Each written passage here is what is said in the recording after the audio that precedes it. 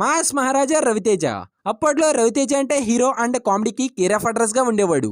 మనోడు తీసిన సినిమాలో మనకు బాగా తెలిసినవి, బాగా నచ్చినవి దుబాసీను, నాన్న మందాగటం వచ్చేది కెపాసిటీ ఎంత దించకుండా ఫుల్ బాటిల్ తాగలను ఏ దించి తాగొచ్చు కదా దించితే ఈడు తాగేస్తానండి శ్రీను వైట్ల డైరెక్షన్ లో వచ్చిన వెంకీ, కృష్ణ ఇంకా ఇలా చాలా సినిమాలతో రవితేజ గారు ఫ్యామిలీ ఆడియన్స్ ని అలాగే యూత్ కి బాగా దగ్గరైపోయారు.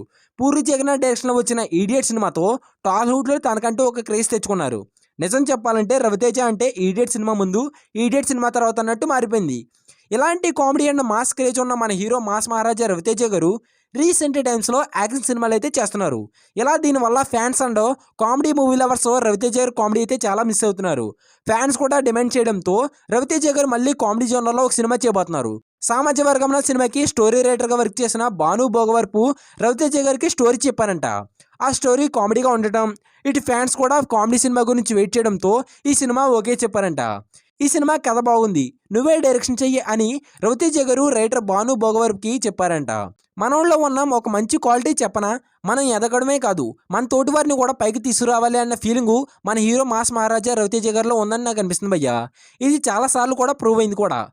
సింపుల్గా చెప్పాలంటే భద్రా సినిమాతో బోయపాటి శ్రీనుని, నీకోసం సినిమాతో శ్రీను వైట్లని, షాక్ సినిమాతో గబ్బర్ సింగ్ సినిమా డైరెక్టర్ అయిన హరీష్ శంకర్ని ఇలా చాలామందిని టాలీవుడ్లోకి ఇంట్రడ్యూస్ చేశారు.